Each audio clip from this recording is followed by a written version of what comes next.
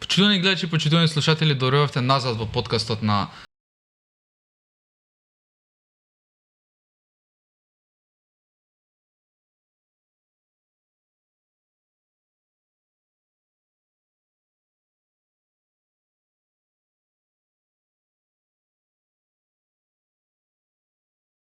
часот ве информираме за многу интересни нови теми. Со нашиот денешен гостин може да разговараме за милион теми, но ете одлучивме да денеска се посветиме малку на геймингот, на една многу интересна работа која младите особено се обседнати низ целото свое детство. Наш денешен гостин е Горас Цветковски, глумец, геймер, програмер. Да можам да продолжам и понатаму, ќе оставам овие три главни работи. Горас, ти благодарам многу за ова денешно твое гостување, како што напоменав, малку ќе поразговараме за гейминг индустријата во Македонија.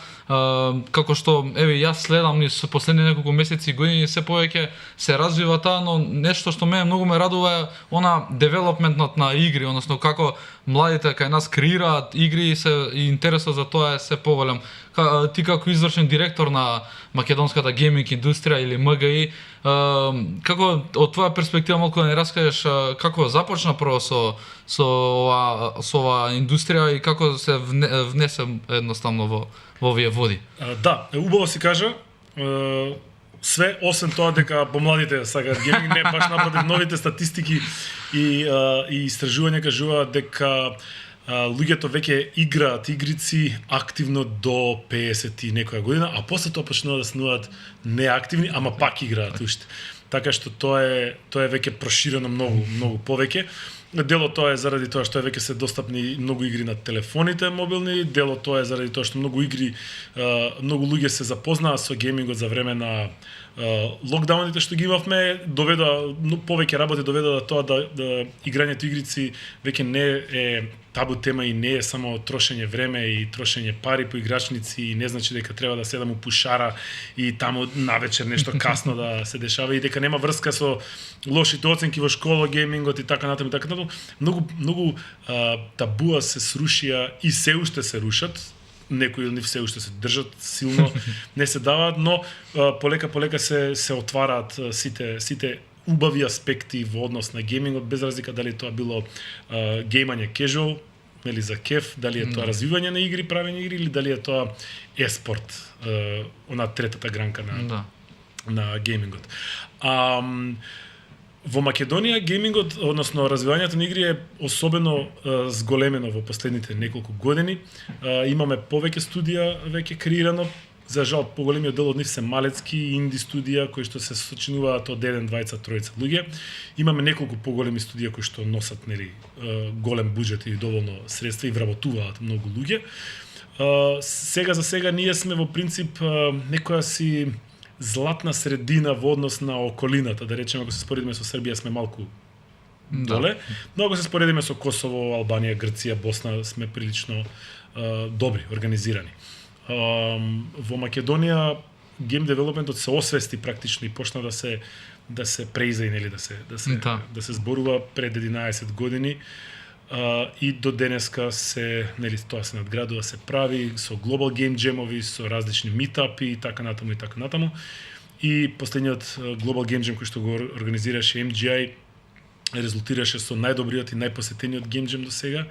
Game Jam, за тие што не знаате, Global Game Jam е 48 часовен маратон во правење игри. Значи луѓето си носат своји компјутери на едно место, сите не се познаваат тимови, поединци, не е битно. Важно е дека доаѓаат, им се дава една тема која што се дава на сегде во свет во исто време и во исто време на уште преку 5-6 илјади локации на светот се прават игри на таа тема.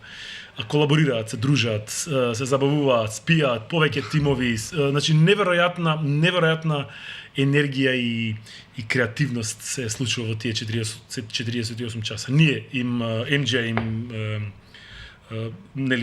ги снабдува со јадење, пиење, грицки, кафиња, чаеви, енерджи пијалоци, топло, ладно, пошто тоа е во јануари, последниот викенд во јануари. Интернет брз, локација, све да им биде, значи се да им е потамането, они да се фокусираат само на креирањето на креативната работа.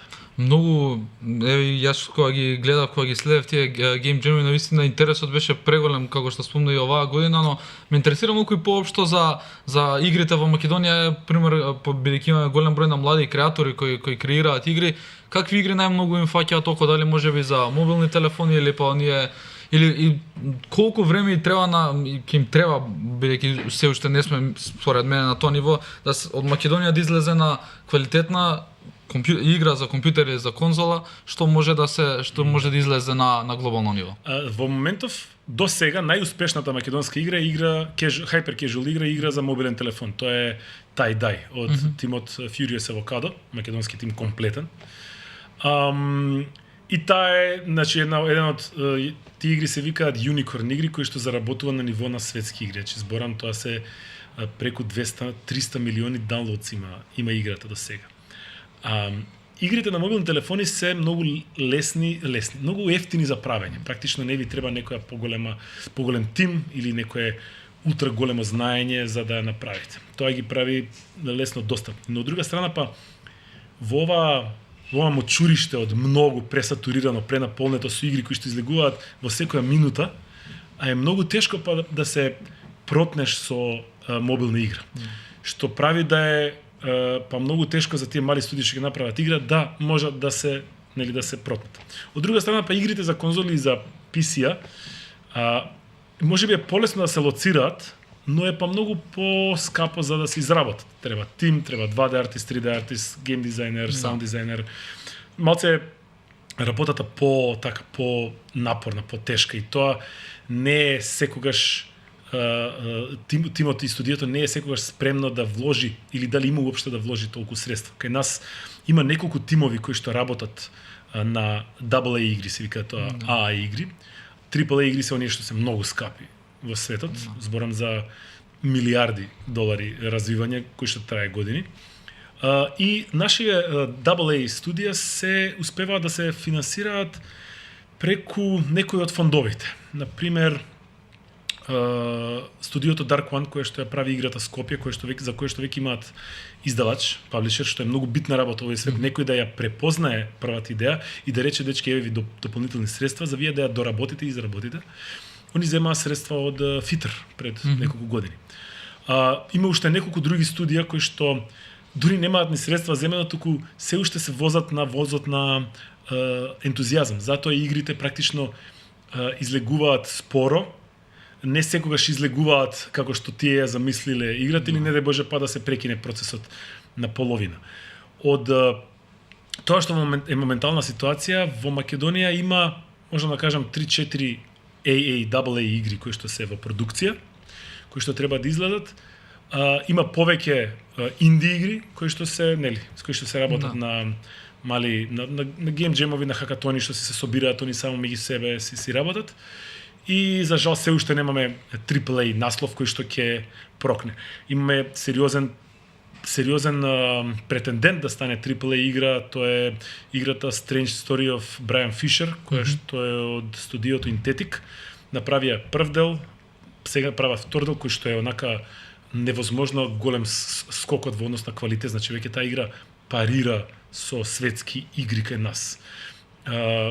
Годинава на Aiden Game Fest направивме, MGA направи еден изложбен дел, као fair, како експо, во кој што присуствува сите готови завршени игри од Македонија, што беше прво експо до сега направено, и таму беа презентирани сите овие што ги збориме игри, од Tesseract, од Furious Avocado, од, не знам, Енди Милојковски со неговиот хит игра, Crazy Blobs и така натаму, и може луѓето да дојдат и да видат. Например, Strange Story of Brian Fisher, дечките има направена цела Panic Room, односно не Panic Room, него како се вика на соба со загадки. За загадки, да, Escape Room. Значи, баш Escape Room со загадки од играта, откако ќе ја решиш ти загадката во таа соба, се префрлаш на компјутер и продолжиш да ја решаваш играта, загадките во играта. Што е онака за пионерски за кај нас. Сме го виделе на страна, го гледаме се уште по сајми, по конференции, по конвенции, но кај нас се уште такви работи се трошок и не секој може да си ги дозволи, ниту пак сака да се малтретира заради тоа што кај нас не сум сигурен дека дури и они Интетик кои што имаат тоа е друга фирма е која што е уствари матица на Интетик, кои што заработуваат и прават сериозен софтвер. Кај нас не постои, мислам дека dedicated девелопери кои што работат само на играта. Или ако има, еве, например, освен Dark One, мислам дека други практично имаат, нели, играта им е night job, односно преку ден се обични смртници, а навечер се суперхерои и прават игра. И па тоа ми беше следното прашање, ги спомнавме на почетокот тие табу теми кои постојат околу видеоигрите, дека оние по-возрастни генерации секогаш велат дека играњето видеоигри е губење време или слично, дека треба да седнат и да фатат книга, да учат, да не се зафркаваат.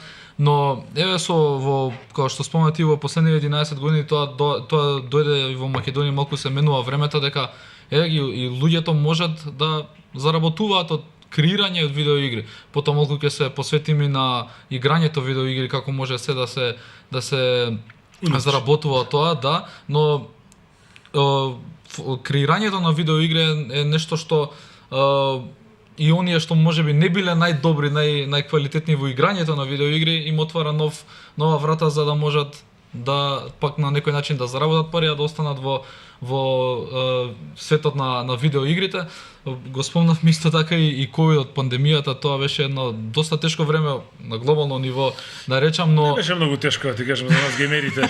ама да, тоа ќе кажев ја, за нас геймерите беше она најубавото време што се уклучуваш на Дискорд од 8 вечер до Мораш, до 5 сати. така ти викаат, седи дома, никој не те бара на работа, едноставно ти наложуваат да се забавуваш дома и да останеш здрав во мозокот. И тоа тука игрите изигра клучна улога, мислам, дека тука се сменија многу работи на светско ниво. Многу работи се зезна дури во однос на тоа дека тогаш се испотворија многу студија во светот, се вработија многу луѓе во гейминг индустријата и сега ги гледаме тие падови во моментов се случуваат огромни отпуштања во гейминг индустријата. Не само таму се случува, сегде во целата IT индустрија, но пошто нели таа ја пратиме, таа ни е битна и таа за жал и тоа се случува, но за време на ковидот геймингот стана едно од неколкуте клучни работи во однос на нели да останеш здрав, прав и ментално силен во тие моменти. Тогаш многу луѓе, тоа беше многу интересно што многу луѓе кои што до тогаш има одбивност или нема шанса или нема желба да се запознаат со играњето игри, тоа беше за нив влезот и сега заради тоа и сега таа бројка е толку зголемена и толку популарна во целата. Имаш и еден мал милион игри излегоа од пандемијата, како Among Us, како не знам тие такви Колку друштвени сакаш. игри што Тоа бе игри кои што постоја, но едноставно пандемијата точно се најдоа своето место за време на пандемијата и стана хипер хитови и направија огромни средства и направија многу поместување во однос на како ќе изгледаат следните игри кои што ќе доаѓаат и што треба да се гледа, што треба да се посвети. Целата таа флуктуација на игри е многу интересна. Сега веќе сите големите студија веќе сватија дека најдобро се заработуваат пари преку лайв сервис игри. Лайв сервис игри се игри од типот на Fortnite, од типот на World of Warcraft, типот на League of Legends. Battlezone, League of Legends, Dota, значи игри кои што практично не можат да живеат без нивните развивачи, односно не е како синглплей игра за еден човек, како не знам, Супер Марио, кој ќе ти ја дадат, ти си седиш, си ја завршиш и тука е завршил играта и си завршен. Не. И сега практично сите големи студија форсираат. Па меѓувреме се појави блокчейнот, се појавија и криптовалутите, се појавија и NFT-ата, па проба и таму да го измешаат тоа, па тоа не излезе баш како што планира, фала Богу, на време се свестија и се случуваат многу интересни работи, многу движење во тој релјеф кој што е game development во светот. Во светот кај нас многу не заради тоа што практично немаме сега уште многу големи играчи во оваа цела работа, но тоа се надам дека ќе се смени.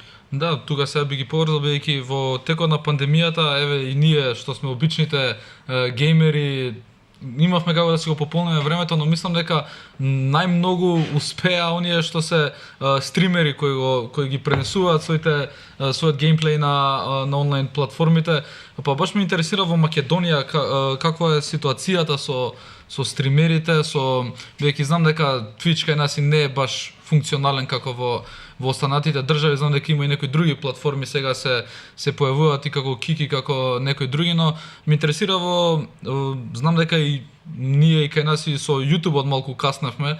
Тој тренд на YouTube кога низ целиот свет јутуберите правеа милиони, кај нас тогаш уште не беа толку развиени, ама сега гледаме дека низ текот на годините се поактуелни и поактуелни, но да ќе се задржам на стримингот во Македонија. Тешко е да се каже дека може да се заработува, да се преживее од. Уствари не ни може да се. Не може. На класичен начин како што заработуваат стримерите, Twitch стримерите, нели на платформата како Twitch или YouTube, не може заради тоа што заработката од прво ние сме мала држава. Нашето говорно подрачје е многу ограничено. Нас не гледаат во Србија, не гледаат во Албанија, не гледаат во Босна, во Хрватска, во така натаму, за разлика од Србија кој што и кај нас може да се гледа и да се разбере. Јас тоа го знам директно на наша кожа заради тоа што GG подкаст е веќе 10-та сезона тераме. Тој е најгледаниот и можеби еден од најстариот, ако не се лажам, подкасти кој што постои и е многу интересно што е на гейминг. Фала Богу, ние тогаш пратевме и успеавме да се дигнеме и тогаш сега е многу лесно, на пример, сега веќе ќе се изнагледаме од неквалитетни, од кринч, од срамови, од подкасти заради тоа што е многу лесно да стигнеш до опрема. Значи 2 микрофона, 2 сталака, 2 камери, 2 светла, веќе чинат како како 3 плати, да речеме, просечни од прилика. И тоа веќе човек може да си го дозволи и да не го купи, може да го изнеми или да го добие. Па дури и студија да изнеми. И сега веќе почнува да испливуваат на површина глупости, секој мисли дека може да каже што сака да каже. Секој мисли дека е доволно компетентен да бори за таа тема и затоа ќе има многу подкасти, но пак тие што се гледани, тие Twitch јутјубери, тие твичери што се гледани, ќе си останат гледани. Кај нас има една одредена група на Twitch стримери, на геймери кои што стримаат. Јас годинава на Gamefest, односно од лани на Gamefest, секогаш форсирав да имаме млади кои што ќе ги види заедницата. И затоа секоја година во живо за време на Gamefest доаѓаат и стримаат јутјубери, односно играчи геймери. Без разлика што некои од нив имаат 200 followers, некои од нив имаат, не знам, 2000. Идејата е тоа дека такви големи настани како Gamefest е можност да ги промовираат тие и да ги дознаат повеќе и повеќе луѓе.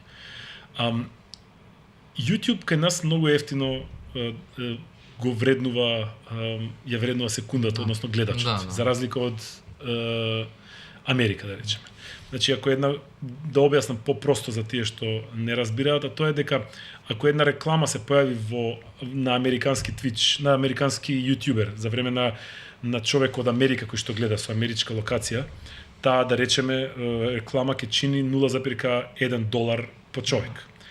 Заради тоа што Coca-Cola, не знам, големи брендови не се толку заинтересирани да се рекламираат на македонско подрачје. Практично, ако истата реклама се појави кај македонски јутјубер, таа ќе чини $0,001.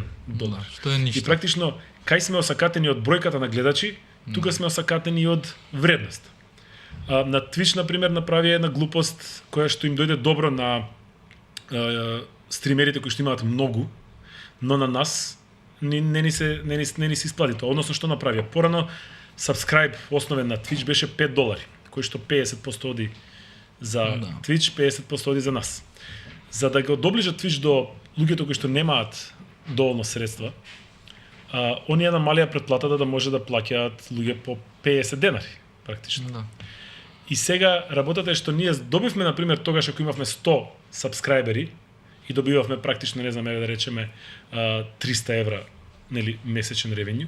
Сега може би имаме 250 сабскрајбери, ама ревенјуто е 250 овако евра. И тоа не е ни битно, значи GG од почетокот ако пратиш знаеш дека сите средства кои што ги собираме од сабскрајбови, од патреони, од спонзори кои што ни се рекламираат во епизодот, сите до денар ги враќаме назад на комјунитито, на гледачите во вид на giveaway. Секоја секоја зима, односно новогодишната епизода и секоја последна епизода, Gigi прави giveaway кои што коштаат по 3000 евра giveaway за тие што гледаат. И тоа ни беше првата замисла кога ја почнавме со Gigi, фала Богу сите заработуваме доволно, сите сме во окей и тоа не ни се потребни тие средства, затоа што така сакаме да го зголемиме комјунитито и комјунитито да свати дека има место кај што може да дојде да слуша, да дискутира, да зборува за гейминг, да научи нешто или па едноставно да се дружи. Тоа е како јас на сите им објаснувам, замисли темата која што најмногу ја сакаш во живот и седнуваш со твоите најдобри, најблиски другари и си разговараш на незе и никој не те пречи. Значи тоа се многу драгоцени моменти за било кој човек и за било кој комјунити, така и се гради комјунитито. Така што практично кај нас во моментов доколку на подкастот нема спонзор од типот на лименка или кафе или нешто или облека и да ти таа да ја промовираш на класичен начин како реклама, заработката преку стандардните начини е минимална. Еден од најгледаните јутјубери кај нас што беше Марко, тоа е GP. Да. Сега е во моментов најгледан, мислам дека Стефанатор. Да. Марко во една наш интервју за Gigi, за ГГМК, ни каже дека еднаш успеал да добие 500 евра од YouTube. Значи да му е врвот, а него го гледа стотици илјади неговите видеа. Што е 100.000 да ти гледа? Тоа не мислам дека овој подкаст сега нема таква гледаност, значи тоа не постои. Не сум сигурен дали националните вести ги гледаат толку. Не ми се верува. Значи тоа е сериозна бројка. И ако таа бројка официјално преку интернет каналот не ти донесе многу сума, тоа е само реалното колку впрочем е практично во моментов невозможна класичната subscribe опција или донација или што и да е преку тие канали. Но затоа, како што кажав, има спонзори кои што може да си ги викнеш да ти бидат и тука да се направи некоја комбинација. Но е многу погубно кога ќе се слушне бидејќи ете низ целиот свет кога ќе се види до каде е стигнати јутубот и твичот, сега више тие јутубери и стримери се селебритис као или селебритис во Америка и во Британија, но кај нас е тоа многу, како што спомнавме, многу има уште да се работи. Значи да, ама и не баш. Тоа е исто како со глумци. Значи ти ги знаеш Бред Пит, го знаеш Џони Деп, ама не знаеш уште 300 кои што биле на кастингот за да играат човекот што ќе го носи тавчето за тој глумец. И тие 300 се исто така во Лос Анџелес, исто така згодни направени, рипт, исто така перфектно зборат 4 акценти, 3 јазика, свират 7 инструменти, играат, танцуваат, значи лепдат, ама едноставно нема шанса да влезат. Истото и за интернет мочуриштето, значи таму има толку многу јутјубери кои што пробуваат да направат нешто, да практично ние ги знаеме овие, нели, 100, 200, 30, 40, колку и да се јутјубери геймери кои што ги пратиме. Значи и сега да седнеме да земеме на подкаст кога збориме на ГГМК, кој што by the way се случува секој понеделник од 9 вечер во живо, немаме промашено понеделник до сега. Кој сака да слуша, кој сака да гледа, кој сака да зборува, да се дружи, да разговара на таква тема, даваме giveaway, све. Значи онака знаеш, баш комјунити. Баш го дискутиравме тоа секогаш кога спориме за професионални јутјубери, секогаш се вклучени 10 имиња од прилика. Тука се тие Ninja, не знам, ACG, не знам, има неколку тие се движат, тие се Ninja, ваму таму и тие се тие нели селебритис од тој тип.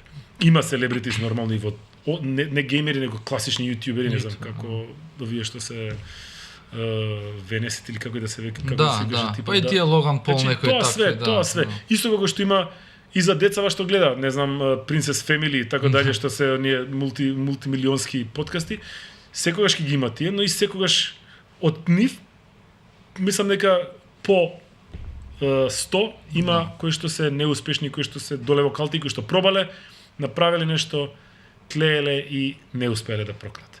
Кај нас убава, добра работа, ама од страна и, знаеш, у ист моменти и лоша, е тоа што ако стримаш на македонски јазик, многу малце македонска содржина има на одредени теми. Значи, ако земеме дека Сега веќе се пополнуваат тие дупки, значи почнаа веќе повеќе спортски подкасти да се прават, повеќе подкасти за, не знам, за гледам има за психологија, има за литература, значи има уште многу дупки во подкасти, но неискуството и неупатеноста се уште знаеш се држат тука, излегуваат на површина и ќе ни треба веројатно уште некој мал период, неколку години да речем 150, не се шалам. Неколку години за да се пофати форматот, како тоа треба да изгледа, како тоа треба да се зборува, како дали треба да има одјавна, најавна, лејаут, оверлеј, повеќе сцени, транзиции, така натаму и така натаму. Дополнително е проблематично што, например, во твојот подкаст ова е снимено. Да. После вие ќе седнете, ќе го измонтирате, глупостите што ги зборувам јас ќе ги сецнете, ќе го сечеме изчистите ништо. звукот, се е наместено. Например, ГГМК е во живо. Да. Практично ние не можеме многу да играме со постпродукција. Тоа што ќе се случи таму, си играме телевизија во живо. Тоа е дополнително проблематично. И така да, уствари во таков тип на подкасти се најголемата гледаност. Да. Луѓе сакаат во живо да гледаат. И се тука е трейд-офот. Дали да изгледа добро, ама да биде класично како емисија, или да биде малце така несигурно, климаво, ама да има луѓе кои што ќе можат да комуницираат со нас за време на емисија. Нешто радио стил некој таков би било некој. Подкаст е впрочем, тоа кај нас остана тоа, подкаст е радио емисија. Тоа е тргнато од iPod, од подкаст на Apple уредите. Практично ова што го правиш ти е веројатно видеокаст, дури не е ни видеокаст затоа што не е во живо, практично ова е баш онака формат на подкаст, ама емисија. Па тоа е проблемот што кај нас све влезе, ама не кај нас, него сегде у свет никој не го вика Джои Роган, никој не го вика Джои Роган видеокаст. Да. Значи се вика подкаст, додуше он и во живо оди, али без разлика. Така што уште е овој формат, иако е прилично стар, уште се наоѓа, се пронаоѓа. Сега пред некој ден, денеска банува уште еден нов тренд на Twitch, а тоа беше девојки кои што играат со грин скрин на делови од нивното тело и практично играта која што играат не ја гледаш ти во прозорче, него ја играш тука, да. И тоа бе, значи јас онака го гледам и си викам кој тој што му текнало прв да дојде да му пуштам рака, тоа е неверојатно онака како им текнало. И тоа е многу голем проблем на Twitch поготово, бидејќи како најголема стриминг платформа и таму најмногу се злоупотребуваат тие такви работи. Поготово се да не звучиме погрешно, но кај некој геймерки ќе ги наречам, каде што не знам, едноставно така ги мамат на еден начин ги гледачите. Тоа е eye candy, тоа е многу лесно луѓе, знаеш, да си ги своите страсти скриени, промискуитетни, да може да си ги да си ги наслади, да си ги наполни со тоа што ќе направи subscribe, resubscribe и така натаму. Деца апсолутно е нормално, знаеш, деца тинеџери кои што вријат, кои што сакаат да го гледаат тоа. Мене ми е само фасцинатно како прво беше Bathtub, односно само чата не игра, пошто тоа е гейминг платформа, знаеш, и се оние ги наоѓаат дупките, ама гледам Twitch заедно со Amazon, пошто Twitch е на Amazon собственост, се носат со тоа и ги хендлаат. Кик ја спомна преска. Кик е копија на Twitch која што во моментов е под сериозна закана дека се случуваат многу црни работи во позадина. И затоа ние тргнавме да стримаме и на Кик. И кога го дознавме тоа, и сековме, не ни треба таков публицитет. Ние одевме 9 години само на Twitch. И YouTube уопште не го ни пипавме. Дури годинава почнавме сега и многу е интересно што бројката на YouTube почна да се доближува на таа на Twitch. Јас сум многу среќен, заради тоа што луѓе на YouTube можат да најдат од спунт, отишол да слушне музика, му завршило песната, следно видео му дошло на нашиот лајвстрим пошто претходно кликнал лайк. Тоа на Twitch не се случува. Види, тука е проблемот, да пример Кик имаше кога се појави на сцената како нова стриминг платформа, ги потпиша најголемите имиња, им ги зема на Twitch, им дадени такви 100 милионски договори, но малце ќе се надоврземе на претходната тема кога зборевме и за подкастите, и за стримерите, и за јутуберите, мислам дека секогаш едно нешто што најмногу ќе се цени е оригиналноста, кај било кој стример, некој што снима подкаст или било што, оригиналноста, ти ако се обидуваш некого не да можеби да имитираш, туку едноставно да земеш од него некој дел, па од него од некој друг дел, тоа не знам колку се цени кај големата публика, бидејќи на крај сепак оригиналноста е таа и затоа и нашите јутубери биле толку биле успеале да станат познати на македонската јавност, бидејќи оригиналност и искреност, во принцип. Значи, кога доаѓа некој човек да те гледа во живо, он очекува, он од тебе гледа човек кој што го знае, кој што го познава. Значи, они имаат таква им се прави таква слика за тој период додека трае емисијата и епизодата, кај што они се директни другари со нас, значи може да ни викнат може да не прозват, може да ни дофрлаат, значи може да ни вратат, може да ние да им се издереме, да им викнеме нив. И тука е тој бонд, таа врска што се случува, што е многу важна во живо. И да, оригиналноста, ама кога таа оригиналност е искрена, кога не е фейкана, кога не е заради направено заради да е направено, него е направено кога е дојдено. И тоа на пример го имам јас научено под Gigi, пошто ние имаме пример да речеме 10.000 фоловери, лајкови да речеме на Facebook, таму тоа ни е примарната платформа.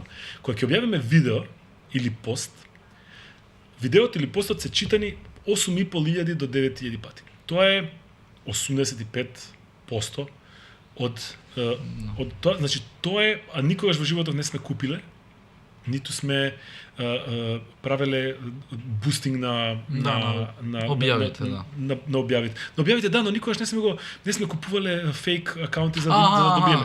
Знаеш, тоа е момент кој што нели нормално. За да отидам јас кај спонзор, треба да му речем имам 100.000 лајкови. Ама работата е што кога јас ќе објавам нешто од тие 100.000 лајкови, пак ќе лајкнат 8.000, тие што ни биле хардкори. Затоа ние уште од почетокот, фала му на Бога, решивме до тоа дека не купуваме. Јас имам 2.500-3.000 не знам лајка на со фоловери на Инстаграм и никад не ми текнало за $25 да купам уште 10.000. Пошто мене не ми вреда тие. Да, можеби на спонзорот, ама знаеш, на крајот на денот е пред себе си исто колку си чист. Тоа е тоа. Така што ако некој да речеме сега спонзор е фирма за компјутери, за хардвер, сака да рекламира нешто, може да отиде кај Инстаграмџија, кај некој, не знам, инфлуенсер некој, да, некој. Не се вика инфлуенсери, они се, ја ги викам лайф дизајнери. Значи лайф дизајнер кој што има 100.000 фоловери и сака кај него да промовира графичката карта. И он ќе ја промовира графичката карта кај него, но од тие 100.000 колку луѓе се засегнати за таа графичка карта. Можеби ќе ја видат таа, не знам, 30.000 луѓе и така натаму. Но во другиот случај кај што ќе отидеш ти кај концентрирана прецизна публика, тогаш знаеш дека тие што ќе ја видат заради тоа што им ги интересира, тоа им може да направат некаква трансакција. Затоа се нели битни луѓе, битни инфлуенсери кои што се бават со мода, се оди кај нив, кои што се бават со шминка, се оди кај нив, кои што се бават со лайф коучинг и лайф дизајнинг, се оди кај нив. Да, тука може компаниите, баш имав и пред неколку емисии, гостин беше баш експерт за дигиталниот маркетинг и он слично кажуваше на ова ти што велиш дека компаниите баш не знаат точно каде да го понудат својот продукт, они само гледаат тоа најследениот акаунт. Бројка, да. Направи принт скрин, те молам, правиш принт скрин, при што и принт скринот може да се смени, да се манипулира со него, фала Богу, во сегашните софтвери. Но тоа е битното и тоа е легитимно до негде. Значи они се едноставно им требаат бројки, им треба опиплива работа. Јас тоа го викам секогаш кога ќе ми речат што донесовте вие. Јас ги прашувам тој билборд што ќе го ставите, имате ли вид од него осет колку ви донело, колку луѓе го видели и рекле чекај да дам. Значи нема, едноставно некои работи мора да се напипаат, да се опипаат, да се искусат за да се види кај стојат работите. Горас малку ќе сменам тема, бидејќи една од најинтересните теми што го окупира светов моментално, а и низ години назад е спортот. Спортот има на светско ниво, има секоја од поголемите игри нормално си имаат своји првенства и надпревари, лиги, тоа веќе е навлезено како и обичниот спорт, но кај нас некако имаше секако индивидуалци кои успеа нешто да направат, бевме и многу светски шампиони бевме. Да, во Кантер, во Дота, во Counter Strike го имавме. И во Кантер победија Да, на Имаше- ESL, да. не на ESL, туку на ESF, мислам Да, дека да. беше. Тоа е спортска федерација, да. И тоа мислам дека е еден добар мотив, голем мотив за и останатите млади луѓе да видат дека има и од Македонија може да се успее со еспортот. Нема граници за тие работи, исто како што нема граници за добар дизајнер, за добар програмер, за добар, не знам, копирајтер. Едноставно сега не ти треба виза за тоа. Ако си добар, фала Богу, ќе ти извадат виза, ќе ти дадат начин да стигнеш таму. Македонија даде неколку луѓе. Зборам, ќе кажам луѓе поединци заради тоа што тие играат во тимови, кои што не се со македонска доминација во нив. Поголем дел од нив не се македонци. Таков беше Сакса, таков беше Киксан, така беше Цацанито. Сакса беше во Дота, кој што и освои TI, тој е најголемиот престиж во светот.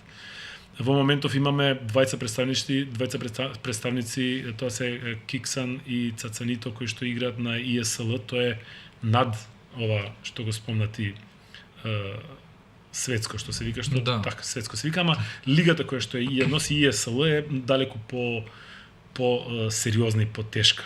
За играње таму имаме двајца представници, што е многу голема работа. И имаме многу кои што се во второ место тука, кои што играат во тимови и во светски тимови кои што се уште се нагоре. Еспортот е многу интересна тема за разговор, затоа што еспортот е една од најнеблагодарните дисциплини во однос на спорт. Затоа што тоа се сати и сати пред компјутер, во денови, во периоди кога младиот човек е најспремен физички и ментално за било што друго да прави. И животниот век на атлетата е многу краток заради заради време, заради физички работи, но пред се заради менталната тежина и пресија која што ја прави тој тип на спорт. Да, ќе речете и другите спортови се тешки, но ова е специјално тежок спорт, ментално се издржи заради тоа што за разлика од другите спортови кои што ќе излезат и ќе одат ќе тренираат, фудбалер да речем, он ќе оди и ќе трча 2 сати, он не може да трча 6 сати да му дадат, не се ненормални, значи не може да му каже дојди вечер пак уште 2 сата. Овде станува збор за сесии кои што траат по 6, по 8 сата играјки. Многу често тоа веќе се случува и од дома цело време, па практично он е еден човек затворен во една соба со мониторот пред себе и он практично кога ќе заврши со официјалниот тренинг, он си продолжува да игра за да биде. И тука е малку целата таа работа зезната, пошто влогот е многу поголем. И шансите да се успее се многу мали, без разлика дополнително тоа што еспортот уште во зародиш, иако има многу средства во него, многу фирми, многу компании вложуваат и сакаат да го кренат на едно ниво, се уште така недефиниран од самата причина што игрите во кои што се надпреваруваат играчите се приватна собственост. И практично не е како топка кој сака може да земе и да игра, туку е баш приватна собственост и во екстремен случај, доколку таа компанија рече вие не може да играте, целата лига ќе пропадне. Затоа е уште така малце дај ми го натиго. Иако на светски рамки се прават огромни настани, огромни ивенти. Фала Богу, преку A1 Game Fest го имаме еден од најголемите ивенти во регионов. Значи, тоа е пример комотно може да земаат сите околни држави како се прави, на кое ниво се работи тоа, колку играчи има пријавено, како се играат и квалитетот на игри, на стрим, на целата таа комбинација. Да, тоа баше кај нас бидејќи и ние како што сме растеле, секој ден после школа во основно ќе одиш во геймерница тука што ти е и со 20 денари имаш што се вика 2 сати 3 на компјутер и од тогаш уште од сами мали години си имал таа желба и за гейминг, така да кога ќе се види сега до кај стигна спортот, бидејќи тие години немаше шанси да се помисли, барем во ние никогаш не сме помислиле дека некогаш ќе заработуваш од игра. Да, или пак ќе живееш со игри, а тоа е сега малку тоа е сега толку многу распространето низ целиот свет, но пак мене ми е малку чудно бидејќи дека што каже и ти краток е тој кратко им трае работен век на професионалните спортисти и така а не сум сигурен колку можат да заработат за потоа целиот свој живот да живеат од тоа. Пензионирањето практично се случува во многу зезнат период. Значи тој човек веќе не е доволно млад за да почне да брка нешто друго. Да. Не е стар за да се пензионира и да седи дома да гледа внуци. Се уште има премногу пензионирани спортисти и атлети за да можат сите да бидат коучови и да бидат тренери. И тука е тој дисбаланс малце што се случува во целата работа. Но, види, спортиста не е единствената професија во која што играш за пари. Например, конкретно, во Македонија има едно студио огромно што се вика Indium Play, кој што работат QA, односно Quality Assurance, тестери се тестираат игри за странство. Значи не правам муабет за било какви игри, него правам муабет за игри од типот на AAA наслови кои што треба да излезат, типот на Fallout, типот на како се викаше, значи такви големи работи. Да. И практично луѓето, мислам дека бројат преку 50 души, значи луѓето како мене, како тебе, како што сакаат да заработуваат, може да си отидат во Indium Play, да се аплицираат за работа, да ги викнат и они во текот на денот 6-8 сата работен период кај што се пријавени, кај што се добиваат пензиско, здравствено, сите ништо ни приватно одење на театар, знаеш истите бенефици, само што ќе имаат шанса да тестираат игри, да тестираат VR, да тестираат бети, значи многу интересно тоа што јас како дете сум сонувал да можам да го направам, сега практично постои и кај нас во Скопје. Значи не е, слушај, да, ама треба да одиш, не. Тука е, да. Тоа е многу битно, многу интересно кога ќе се случи дека буквално е dream jobs што се ги имал како млад, сега се исполнуваат. Малку ме интересира и за тебе малку лично да споменеме, бидејќи ета ти си еден од најпознатите наши глумци, но ета некако со геймингот се влезе во еден тотално друг круг што нема нека многу поврзаност, не се некои сродни професии. Како успеа, откаде идејата за геймингот? Јас бев геймер пред да станам глумец. Тоа е работата. Јас бев девелопер, програмер пред да станам глумец, практично. По пат сменив професија, не ја сменив професијата, надградив со уште една гранка, глумата, но тие другите две гранки си ги терав паралелно. И практично на сите ја објаснувам таа работа дека глумата е една малку метафизичка работа. Во глумата се бавиме со работи кои што не се секогаш точни, не се секогаш реални. Во театарот еден и еден не смее да е два, затоа што инаку ќе биде многу блјантав, многу обичен. Од друга страна, па во геймингот и во програмирањето 1+1 е секогаш 2. И практично кога ќе ми издосади, односно кога ќе ми се направи хаос во главата од метафизика, од што би кажал тој лик, доколку би дошол, па он можеби сакал да се види со нејзе, па не, што сакал да каже, дали вишнарникот сака да го сече или не ќе да го сече, што му значи таа жица таму негде. Кога се префрлиш на компјутер во каде што секогаш знаеш дека 1+1 ќе ти врати секогаш 2, ми е вентил. И обратно, секогаш кога ќе ми се случи на натапканост, презаситеност од код, од муабети, на интернет, такви работи, во театарот секогаш ми доаѓа оној вентил. Геймингот во ова констелација е креативниот момент. Таму ги имам приказните, таму можам да седам 2 сата на ден навечер, кога се ќе се смири, кога се ќе се олади атмосферата, да можам да си пуштам една приказна, да ме внесе, исто како книга, некои луѓе сака да читаат книги да влезат. Сега има такви игри, фала Богу, кои што јас играм такви, ме возат низ тоа патешествие на ролер коустер од емоции, од слики, од видео, од синематици, приказни, загадки. И тоа чувство на исполнетост, например, кога играм игри е посебно. И затоа тоа ми трае паралелно со сите овие други случувања околу мене. Имаш омилена игра нека, бар не мора да е детството? Имам повеќе омилени игри. Јас сум прво, значи мене од секогаш, значи главната игра која ќе ме праша некој кој е Quake. Тоа ми е однака при срце. Но во последно време сакам игри кои што носат приказна во нив, кои што ќе ме залепат за геймпадот месец дена, пошто не играм, не сум кампањски, немам јас простор да седнам и да изиграм 7-8 сата на ден, за жал, многу би сакал тоа. Ама не, пошто не е дека не можам да најдам време, но Тоа се смеевме сега на подкаст во понеделникот. Грижа на совест имам дека гораст. Значи не си нормален. Само што си седнал и тоа е веројатно, нели, возрасен кој ќе стане човек, адалт што би рекле.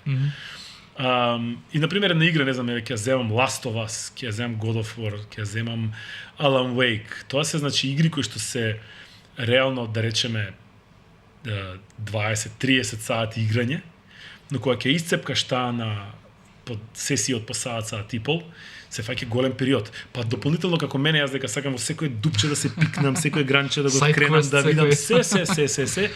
Тоа станува едно убаво патешествие кое што трае месец и пол, 2 месеци, како една, замисли како еден добар филм што многу ти се свиѓа. Ама многу, замисли кој филм најмногу ти се свиѓал тебе, да речеме, ако треба да избереш еден.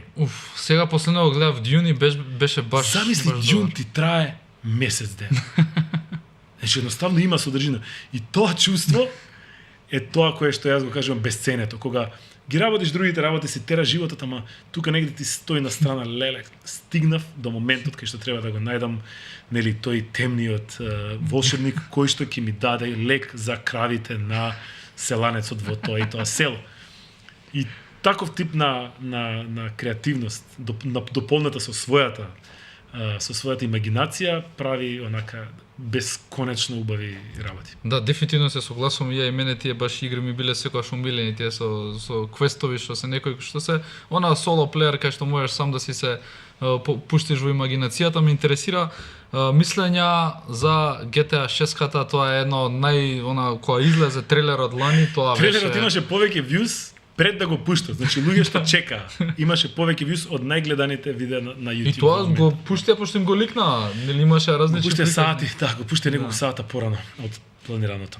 GTA е една од најголемите феномени во историјата на геймингот. Веќе 11-та година мислам дека се продава на големи, се уште 11 години во топ 10 на игри секој месец. Значи тоа е сулудо што се случи. И се очекуваше дека GTA 6 ќе биде исто големо. GTA 6 требаше да биде 2024, но ја одложија за 2025 и има гласини дека ќе биде дури 2026. Како што кажав, во моментов AAA, односно AAA, производството на игри, тоа скапото производство на игри е многу скапо.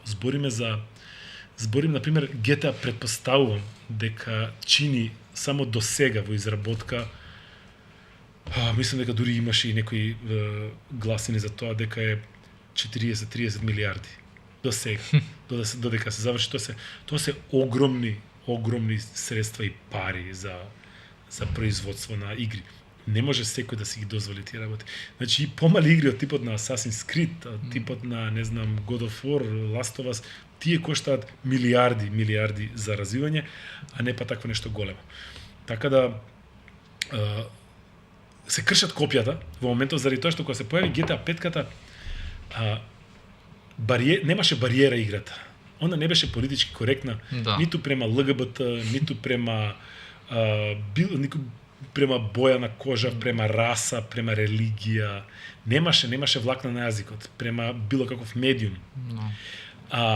И сега се кршат копијата дали ќе успеат од Rockstar да задржат тој тип на хардкор пристап, за кој што практично скоро цела гейминг заедница сака, или ќе потпаднат на моменталната woke или wookie култура која што мора да биде допадлива на секој во секој момент. И тука е сега дилемата, има многу полемики околу тоа, не знаеме што ќе биде на крана. Јас мислам дека ќе подклекнат, искрено, заради тоа што пресијата е сега голема. Можеби тоа одложување, ова се е моја теорија, нели, theory crafting. Можеби тоа одложување за понатака и понатака си земаат простор за да видат како ќе се однесува народот и земјата во поглед на тие работи. Може ќе омекне малце тоа движење и ќе може, знаеш, колку толку пак да се врати на оној што е ортодоксен free speech, а не free speech па ама работа. Така што ќе видиме како ќе излезе. Според трейлерот она навистина изгледаше феноменално, значи графиката она од ние што си барам јас сум израснал на Сан Андреас. кога ќе споредам со ова. Тој вајб, таа емоција, таа атмосфера која што долови со музиката, со колоритот, со катсинсот, со сите сегменти, со кадрите, со репликите, со акцијата е комплетно погодено во стилот на досегашните трейлери кога ни ги представувале GTA игрите. Но мораше, пример, јас кога бев средно негде кога завршував, тоа се појави Fortnite и Fortnite кога ќе спореше и Fortnite со она прво што беше, со она што е сега, е тотално различно. Да. Така да еве и GTA можеби ако некако се адаптираат нови трендови во светот, можеби па и нема да биде најлошо, нема да биде како оригиналното, но може ќе им треба време на оние хардкор фанови да прифатат. Види, секако мислам, секако ќе дојде ќе најде на хејт, Да. како и се што наидува на хејт, сега веќе игрите се хејтани пред да излезат за знаеш, за да им тоа е како еден шамар, како беше тоа и трпео кој е давал шамар на детето пред да иде на вода за тоа што ако случајно ја скрши стомната да знае зашто му.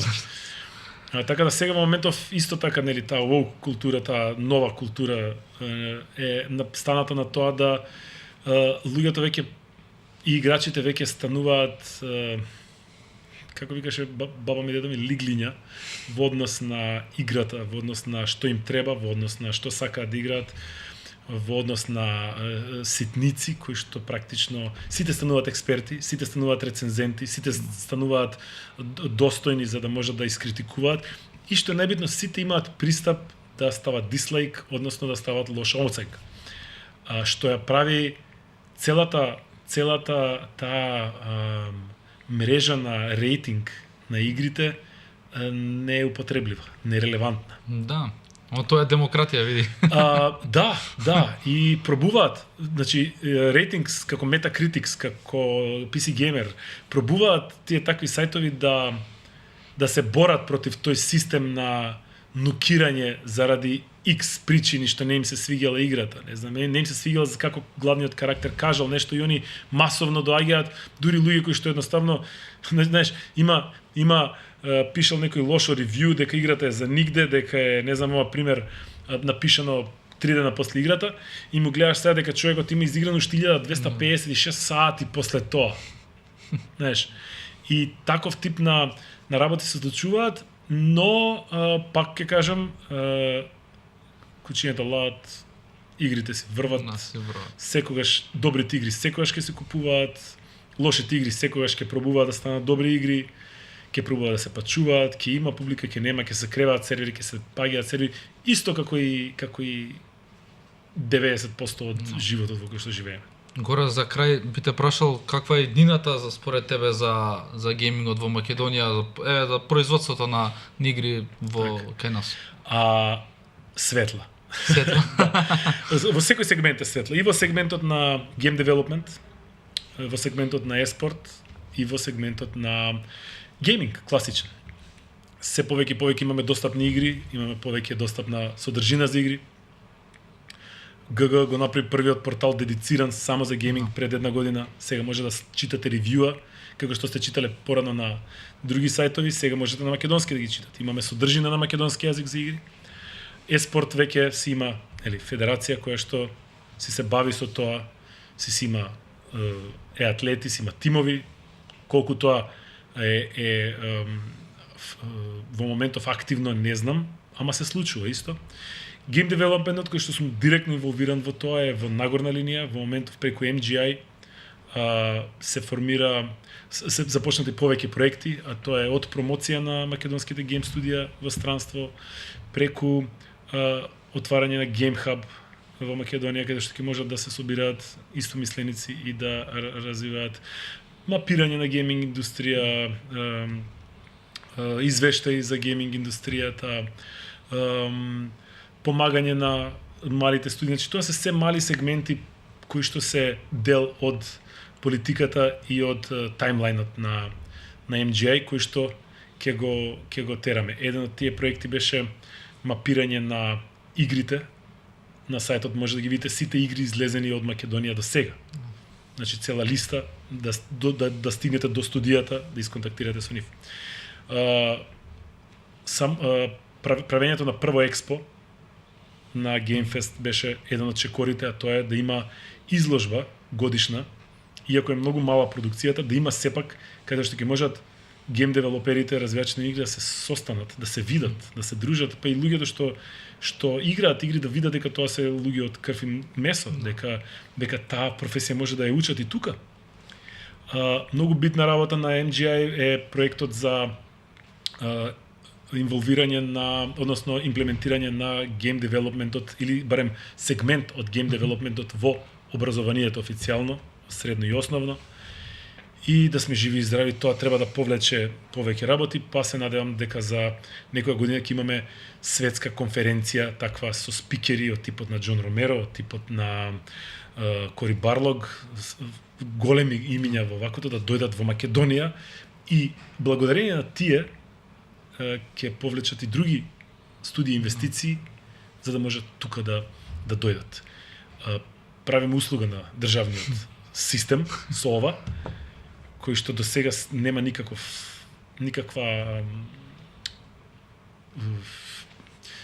план, никаква идеја и стратегија за ова.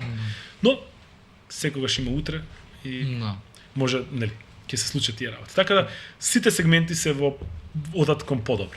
Баш е добро да се слушне, бидејќи не се во Македонија има баш тоа на оптимистички или изгледа на долг процес, но овде сме окей, ова е многу, многу е добро да се слушне. Окей сме и ентузијазмот е се уште на високо ниво, нови луѓе доаѓаат, нови работи се случуваат, сега ќе се прави LAN парти, значи има повеќе работи кои што фала Богу се уште не биле кај нас и тоа внесува дополнително елан и жар во работата. Ова е баш мило ми е да се слушне ваква работа. Гора ти благодарам денеска за ова наше гостување.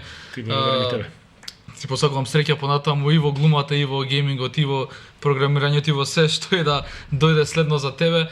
Останува јас да одјавам емисијата, односно нашиот денешен подкаст. Се надевам дека нашите гледачи им беше интересен, малце се запознаа со гейминг сцената во Македонија и како се одвива оваа индустрија кај нас. Останувате да ги следите најновите информации на Слободен печат, на нашиот портал, на нашиот YouTube канал. Се гледаме наредна среда, во исто време ви благодарам.